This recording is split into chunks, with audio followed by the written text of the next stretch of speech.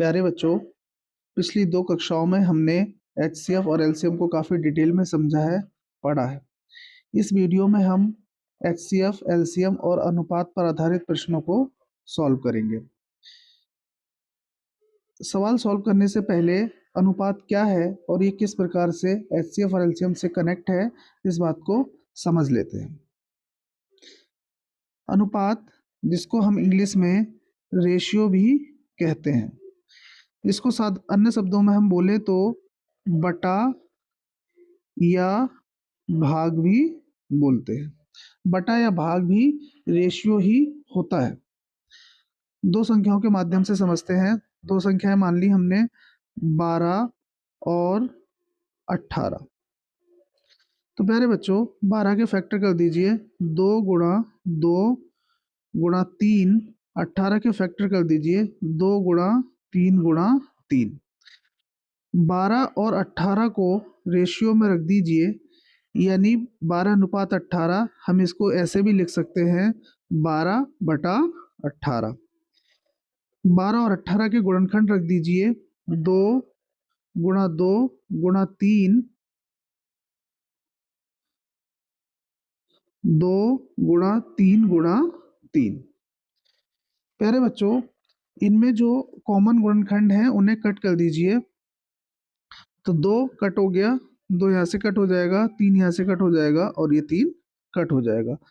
तो यहाँ पर 2/3 बच गया, शेष बचा है 2/3।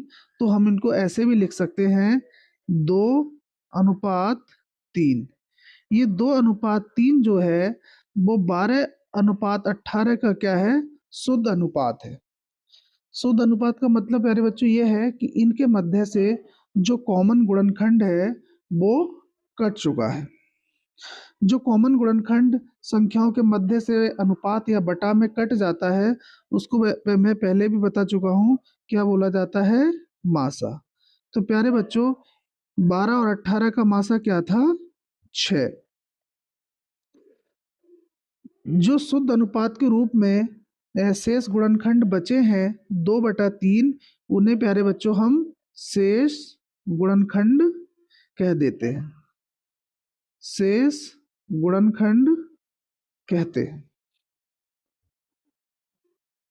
प्यारे बच्चों, अगर इनके एलसीएम की बात करें तो एलसीएम क्या होगा, एलसीएम क्या होता है, मैं बता चुका हूं कि कॉमन गुणनखंड एक बार, और जो शेष गुणनखंड हैं हम इसमें उनको भी शामिल कर लेते हैं। तो प्यारे बच्चों, कॉमन गुणनखंड क्या थे इसमें, 2 गुणा 3। 2 गुणा 3 जो बटे में हमने यही तो कट किए थे, 2 गुणा 3। और शेष गुणनखंड क्या है प्यारे बच्चों, 2 गुणा 3। ये वाले अनुपात वाले गुणनखंड ये है, यानी इनको हम शेष गुणनखंड बोल रहे हैं। तो 2 गुणा 3 ये क्या है प्यारे बच्चों, ये हमारे उभयनिष्ठ गुणनखंड है। तो हम इसको ऐसे भी लिख सकते हैं कि मासा गुणा शेष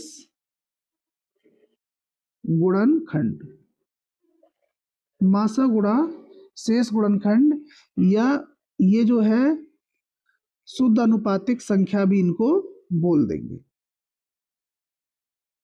शुद्ध अनुपातिक संख्या। शुद्ध अनुपातिक संख्या यानी जो अनुपात में दी गई हैं, जो उभयनिष्ठ नहीं थी।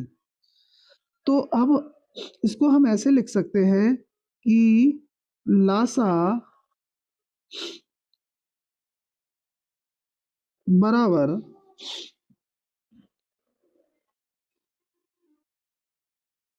मासा गुणा अनुपातिक संख्या, भी इसको ऐसे भी लिखा जा सकता है। तो प्यारे बच्चों, यहाँ से हमें देखने को मिलता है कि लासा को यदि मासा से भाग दिया जाए, लासा को यदि मासा से भाग दिया जाए, तो प्यारे बच्चों क्या बचेगा, शेष गुणनखंड, क्या मिलता है हमें? शेष गुणनखंड या अनुपातिक संख्याएं, अनुपातिक संख्या।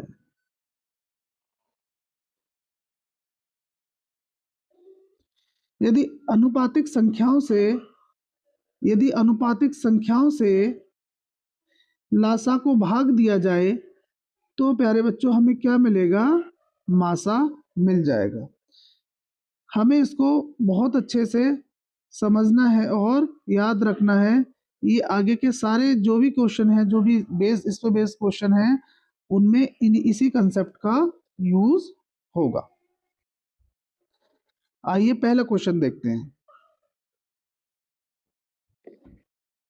यदि दो संख्याओं का अनुपात 7:11 है और उनका मासा 13 है तो उनका लासा क्या होगा? शुद्ध अनुपातिक संख्याएं हैं,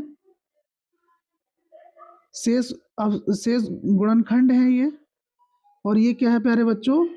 मासा है। तो हम लासा बता देंगे। लासा क्या होगा प्यारे बच्चों? तो लासा होगा हमारा मासा गुणा शेष गुणनखंड, शेष गुणनखंड। और जो शेष गुणनखंड होते हैं वही क्या होते हैं? हमारी आनुपातिक संख्याएं होती हैं, अनुपातिक संख्याएं होती हैं। तो इसका लासा क्या होगा प्यारे बच्चों? 13 गुणा 7 गुणा 11, यानी 143 गुणा 7, यानी आपस में गुणा करा देंगे तो 1001 हमें प्राप्त हो जाएगा। तो प्यारे बच्चों ये क्या है? इसका आंसर है। नेक्स्ट क्वेश्चन देखते हैं।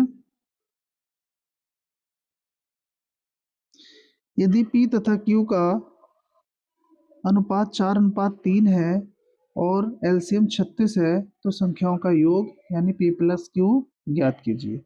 प्यारे बच्चों 4:3 यानी शेष गुणनखंड है या अनुपातिक संख्याएं हैं और एलसीएम कितना है? 36 है।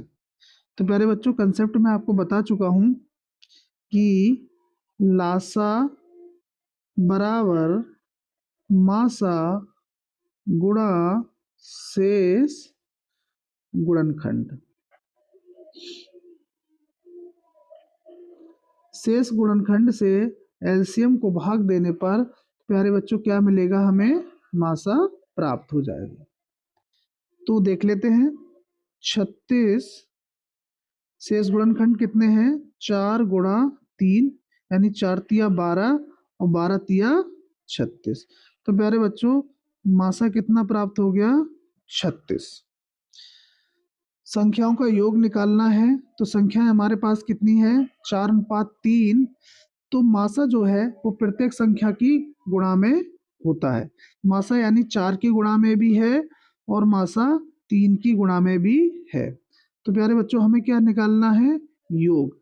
तो अनुपातिक संख्याओं का योग करेंगे। 4 + 3 गुणा 3 यानी गुणा मासा। तो योग कितना आ गया प्यारे बच्चों? 4 3 7 और 7 तिया 21 इसका आंसर है।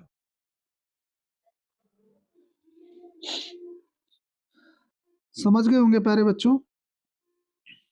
नेक्स्ट क्वेश्चन देखते हैं। दो संख्याओं का अनुपात 8:9 है और मासा 14 है तो लासा ज्ञात कीजिए। तो प्यारे बच्चों पहला क्वेश्चन जो हमने कराया था वो सेम इसी की तरह था, बस संख्याएं चेंज है। तो लासा प्यारे बच्चों कैसे निकालेंगे? लासा बराबर मासा गुणा अनुपातिक संख्याएं, मासा गुणा अनुपातिक संख्याएं। तो 14 गुणा 8 गुणा 9। तो प्यारे बच्चों कितना आ जाएगा? गुणा कर देंगे। 9 अट्ठे 72, 14 गुणा 72 तो कितना आता है? 72 गुणा 14, 4 दूनी 8, 7 चौक 28 और 2 एकम 2 यानी कितना हुआ प्यारे बच्चों? 30 हो गया। तो 0 आया। 7 एकम 7 और 3 10 तो कितना आ गया? 1008, यानी इसका पहला ऑप्शन आंसर है।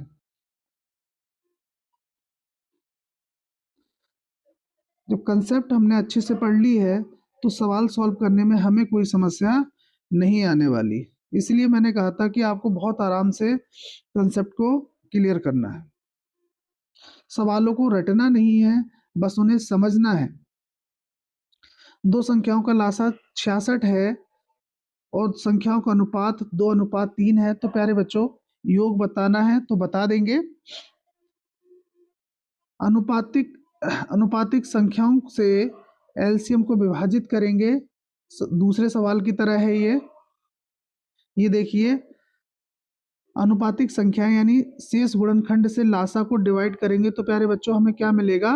मासा मिल जाएगा। तो मासा कितना होगा इसका? एलसीएम 66 आ गया। अनुपातिक संख्याएं 2 × 3 यानी इनसे हमने विभाजित कर दिया तो 3 दूनी 6, कितना आ गया प्यारे बच्चों? 11। हमें क्या ज्ञात करना है? योग। तो अनुपातिक संख्याओं का योग करना है तो 2 + 3 × 11 यानी गुणा मासा। तो कितना हो गया प्यारे बच्चों? 3 और 2 5 और 11 पंजे 55। तो ये क्या हो गया? इसका आंसर हो गया। दूसरा ऑप्शन इसका आंसर है। आइए नेक्स्ट क्वेश्चन देखते हैं। 3 संख्याएं हैं। अभी तक हमने दो संख्याओं के अनुपात पर आधारित प्रश्नों को देखा है। 3 संख्याओं के अनुपात पर देख लेते हैं। 3 संख्याएं हैं, ये 3 संख्याओं के अपशेष यानी शेष गुणनखंड हैं और ये उनका एचसीएफ है। तो संख्याओं का एलसीएम हमें ज्ञात करना है। तो कंसेप्ट वही कंसेप्ट का यूज करेंगे, यानी लासा बराबर मासा गुणा अपशेष यानी शेष गुणनखंड या अनुपातिक संख्याएं। तो लासा कितना हो जाएगा प्यारे बच्चों?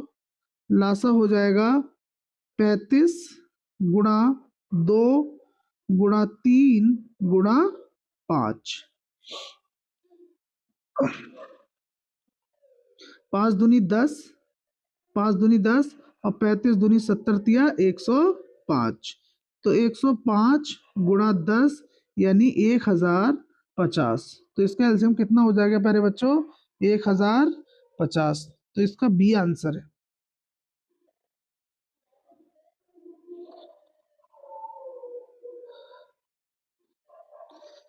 ये सेम ऊपर वाले सवाल की तरह है। संख्याओं का योगफल हमें ज्ञात करना है। 3 संख्याओं का अनुपात दे रखा है यानी अनुपातिक संख्याएं हमें दे रखी हैं। तो लासा हमें प्यारे बच्चों यहाँ पर योगफल बताना है। कितना बताना है? योगफल बताना है। तो क्या करेंगे हम? यानी योग बराबर अनुपातिक संख्याओं का योग गुणा एचसीएफ। तो 6 3 9 और 2 11, 11 × 45। तो कितना हो गया प्यारे बच्चों? 45 और 45 का 5 4 9 और 495। 45 की 11 से गुणा कर देंगे तो 495 आ जाएगा। आंसर है।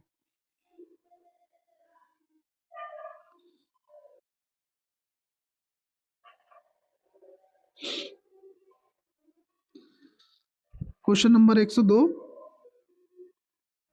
संख्याओं का लासा 48 है और दो संख्याओं का अनुपात इतना है। तो प्यारे बच्चों इसको किस में बदल लेंगे हम? साधारण अनुपात में। किस में? साधारण अनुपात। तो 1:2/3। तो ये 3 प्यारे बच्चों 1 की कहाँ चला जाएगा? गुणा में चला जाएगा। तो ये साधारण अनुपात में चेंज हो जाएगा।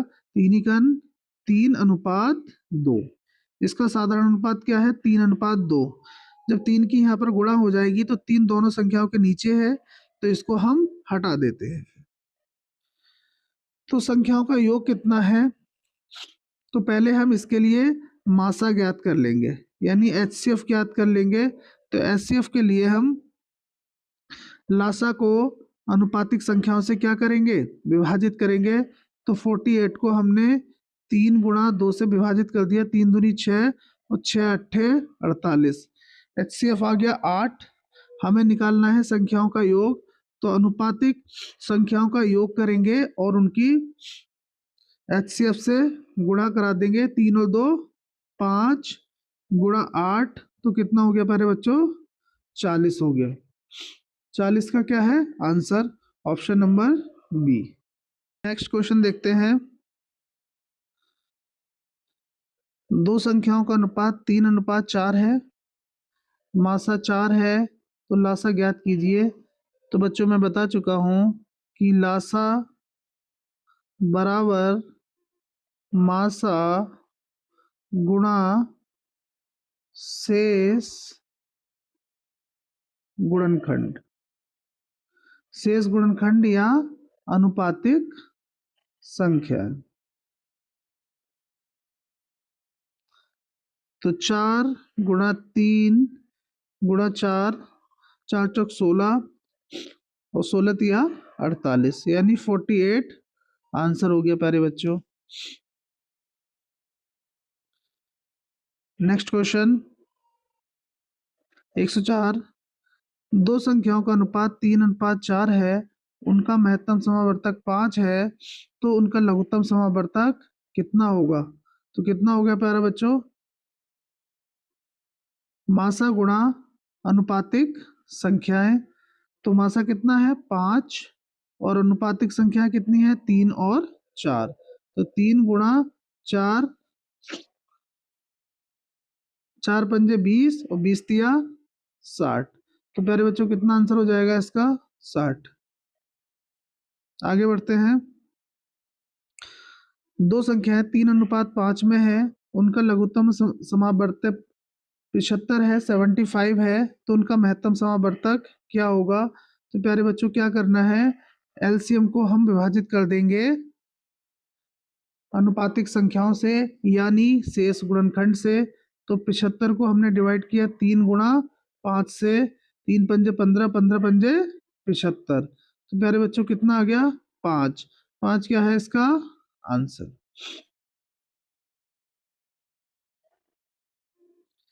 क्वेश्चन नंबर 106 देख लेते हैं। दो संख्याओं का महत्तम समावर्तक यानी HCF, लघुत्तम समावर्तक यानी LCM 44 और 264 है। पहली संख्या को 2 से भाग दिया जाए तो 44 प्राप्त होता है। पहली संख्या को 2 से भाग दिया जाए तो 44 होता है, तो दूसरी संख्या कितनी होगी? तो प्यारे बच्चों बता चुका हूं मैं कि यहाँ पर दो संख्याएं हैं, तो दो संख्याओं के लिए बताया गया था वीडियो में, पिछली वीडियो में, कि पहली संख्या गुणा दूसरी संख्या बराबर लासा गुणा मासा। आपको ये याद रखना है। तो यानी लासा कितना है 264 और मासा कितना है 44, यानी लासा गुणा मासा बराबर पहली संख्या क्या है 2 से भाग दिया जाए, तो पहली संख्या प्यारे बच्चों 2 गुणा 44, 2 गुणा 44 भाजक और भागफल की गुणा करके संख्याएं प्राप्त हो जाएगी। संख्या प्राप्त हो जाती है तो 2 गुणा 44 गुणा दूसरी संख्या को हम कुछ भी मान लेते हैं, सपोज दैट हमने x मान लिया। 44 से 44 कैंसिल हो गया, 2 से हमने 264 को भाग दे दिया यानी 132 आ गया। तो प्यारे बच्चों दूसरी संख्या कितनी आ गई? 132 आंसर है।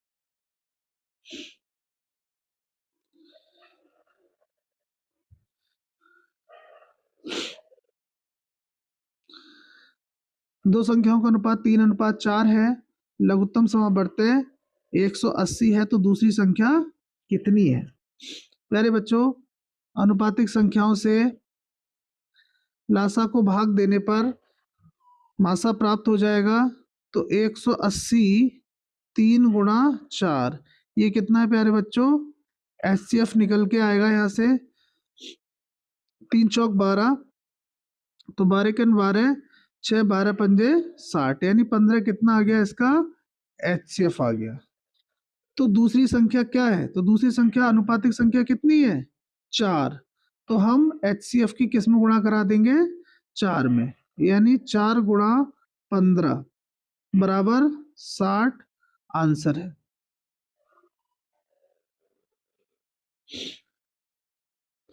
पहले बच्चों आपको ये समझ में आ रहा है कि HCF की अनुपातिक संख्याओं में गुणा क्यों कराई जा रही है?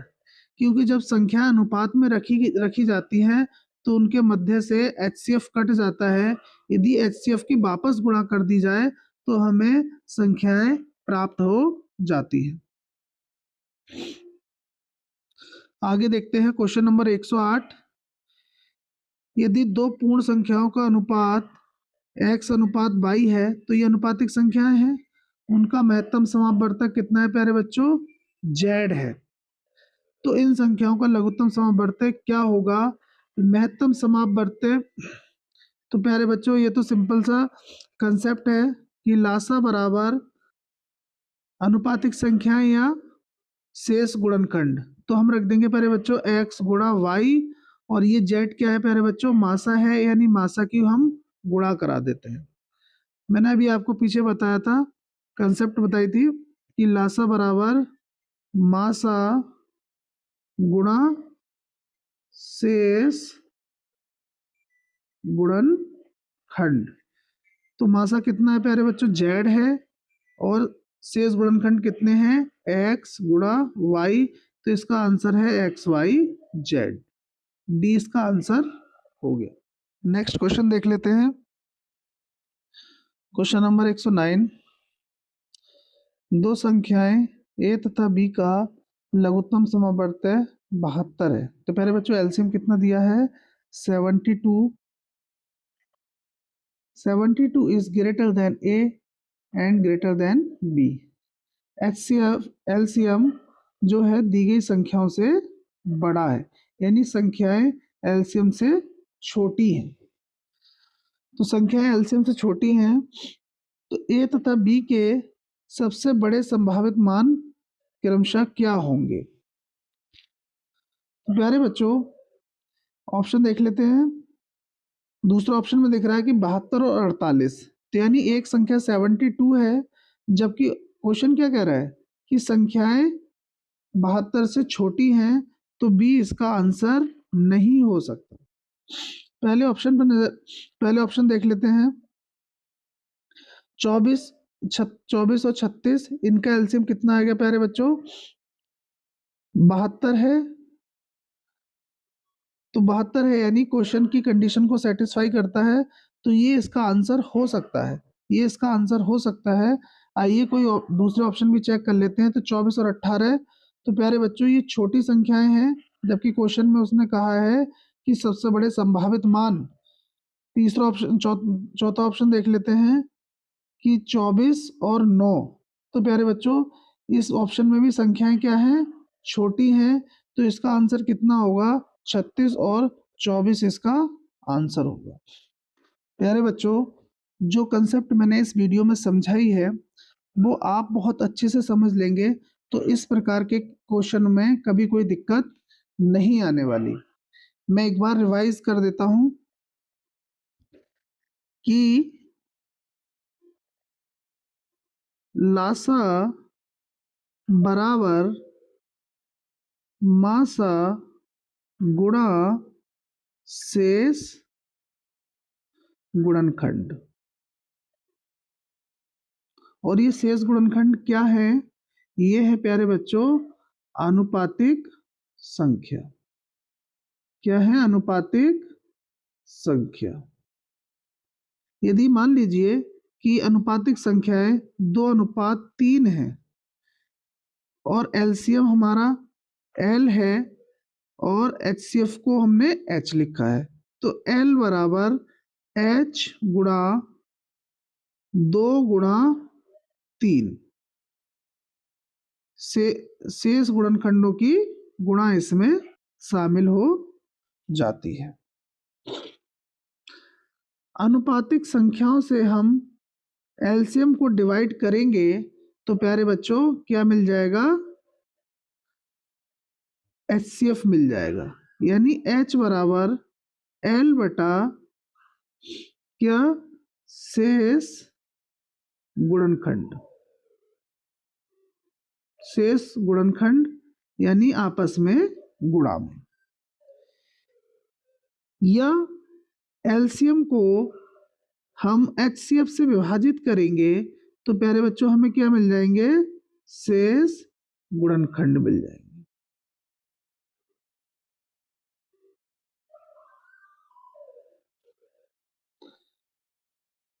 इसको याद रखिएगा।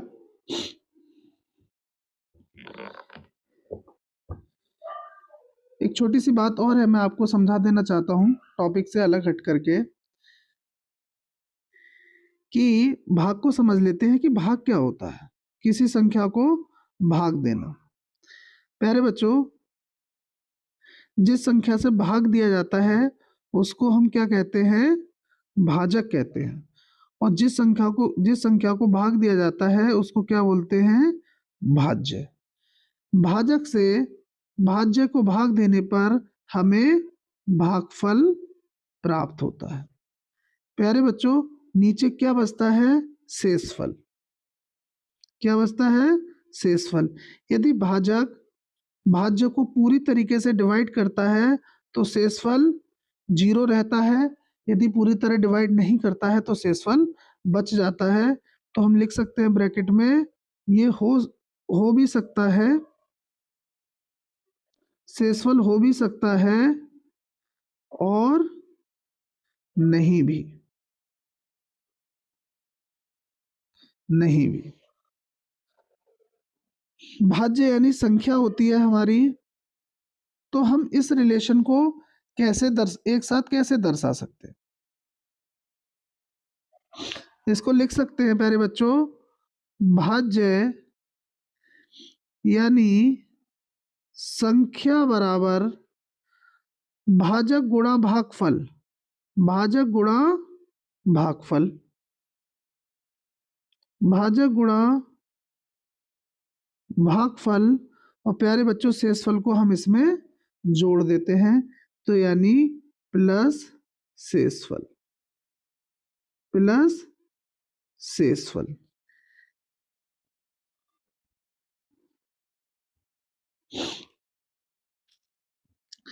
जैसे प्यारे बच्चों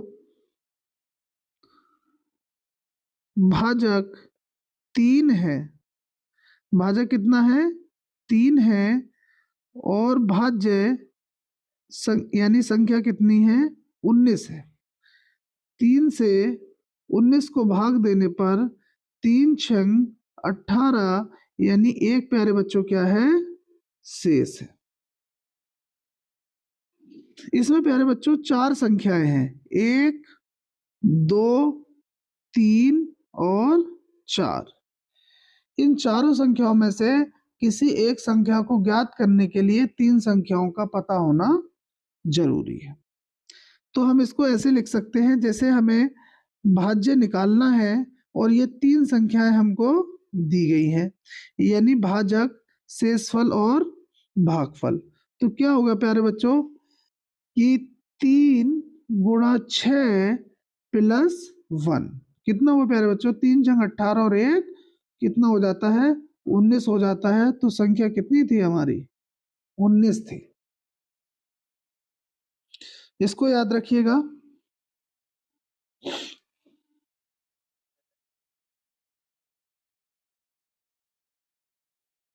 एक छोटी सी बात और समझ लीजिएगा कि संख्याएं मान लीजिए 2:3 है और इनका मासा जो है प्यारे बच्चों वो कितना है, 4 है मान लीजिए। तो अलग अलग संख्याएं क्या होंगी, अलग अलग संख्याएं क्या होंगी, तो इन मासा को इस मासा से प्रत्येक संख्या में क्या कराते हैं प्यारे बच्चों, गुणा करा देते हैं। तो ये हो जाता है हमारा 2 गुणा 4 बराबर 8, यानी एक संख्या ये हो गई। तो दूसरी संख्या कितनी हो गई, 3 गुणा 4 बराबर 12। प्यारे बच्चों मैं उम्मीद करता हूँ कि क्लास आपको समझ में आई होगी। जो हमने सवाल सॉल्व करे हैं उसके जैसे जो भी सवाल मिले आपको उनके आप प्रैक्टिस कर लें।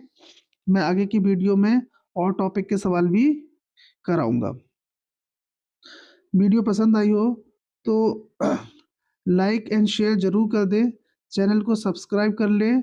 किसी के पास कोई सुझाव हो या किसी को कुछ पूछना हो तो मुझे वो कमेंट बॉक्स में मैसेज कर सकता है। आप सभी को थैंक यू सो मच। मिलते हैं अगली वीडियो में।